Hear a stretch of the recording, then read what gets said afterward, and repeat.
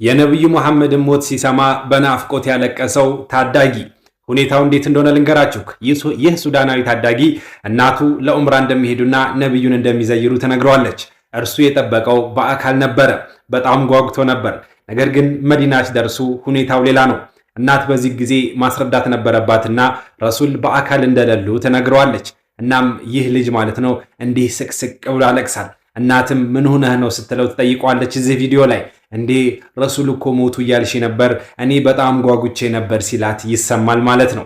እናትም ይህ የፍቅር እንባ ካየች በኋላ ኢንሻአላህ በጀነት እናገኛቸዋለን፣ እርሳቸው አሁን ጀነት ነው ያሉት ትለዋለች ማለት ነው።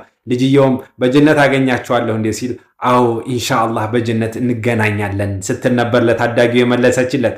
ልጁም በዚህ ተጽናንቷል። ምን አይነት የረሱል ፍቅር ነው! እስኪ ሐሳባችሁን በኮሜንት አስቀምጡ። ለተመሳሳይ መረጃ ደግሞ የፕላስ ምልክቷን ይጫኑ።